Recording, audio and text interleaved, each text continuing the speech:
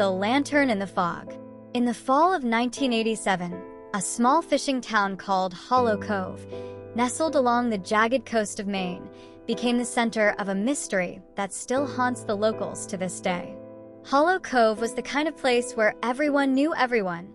Population barely scraped 300, and the rhythm of life was dictated by the tides and the fog that rolled in off the Atlantic like clockwork. But one night, something broke that rhythm, and it all started with a man named Elias Crow. Elias was a grizzled fisherman in his late 50s, known for two things: his knack for pulling in the biggest hauls of cod and his stubborn refusal to talk about his past. He lived alone in a weathered shack near the cliffs, a mile from town, with nothing but the crashing waves and his old dog, Rusty, for company. Elias wasn't the friendliest guy, but he was reliable, always the first to help if a boat got stranded or a storm hit hard. So when he didn't show up at the docks for 3 days straight in late October, people noticed.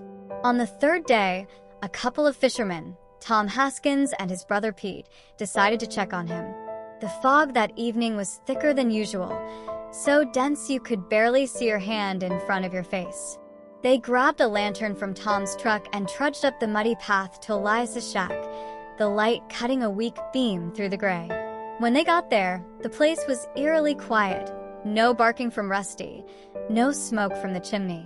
The front door was ajar, creaking slightly in the wind. "Elias? You in there?" Tom called out. No answer.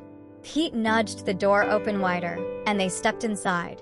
The shack was a mess, chairs overturned, a plate of half-eaten fish stew spilled across the table, and Elias's oilskin coat still hanging by the door like he'd never left. But Elias wasn't there. Neither was Rusty. The only sound was the faint drip of water from a leaky roof. That's when Pete noticed something odd.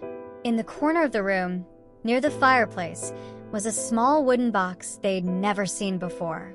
It wasn't fancy, just a plain, rough-hewn thing, but it had a strange symbol carved into the lid, a circle with 3 wavy lines running through it, like a child's drawing of waves. The box was locked, but there was a faint glow leaking from the seams, a pale greenish light that pulsed like a heartbeat. Tom, being the braver of the two, picked it up. "What the hell is this?" he muttered. The moment he touched it, the dripping sound stopped, like the house itself was holding its breath. Pete swore he heard a low hum, too faint to be sure, coming from the cliffs outside. Against their better judgment, they took the box with them and headed back to town to report Elias missing. The next morning, the sheriff organized a search party. They combed the cliffs, the beach, even dragged the shallows with nets, but there was no sign of Elias or his dog. The fog hadn't lifted. It just hung there, heavy and oppressive for days. People started whispering about the box, which Tom had locked in his garage. Some said it was cursed. Others thought Elias had found something he shouldn't have out on the water. Old-timers in town recalled a legend about a lantern in the fog, a light that lured fishermen to their doom, but no one took it seriously. At least, not yet. Then, about a week later, things got weirder. Tom woke up in the middle of the night to the sound of barking outside his house. He grabbed his shotgun and stepped onto the porch, expecting a stray dog. Instead, he saw Rusty, Elias's Rusty, standing in the yard, staring at him. The dog's fur was matted with seaweed, and his eyes glinted unnaturally in the dark. Before Tom could call out, Rusty turned and bolted toward the cliffs. Tom followed, barefoot and half-dressed, driven by some instinct he couldn't explain. He didn't come back. By the time Pete and the sheriff tracked him down the next day, they found Tom's shotgun abandoned near the cliff's edge, and that damn box sitting right beside it. The lock was broken, and the lid was open. Inside was a small, cracked glass orb about the size of a baseball, emitting that same greenish glow. Pete said it looked like it was filled with swirling mist, like a tiny storm trapped inside. There was no sign of Tom, no footprints, nothing. Just the box and the orb, sitting there as if waiting. The sheriff took the box to the station and locked it in the evidence room, but the story doesn't end there. Over the next month, 3 more people vanished, all last seen near the cliffs, all after reporting a strange light moving through the fog.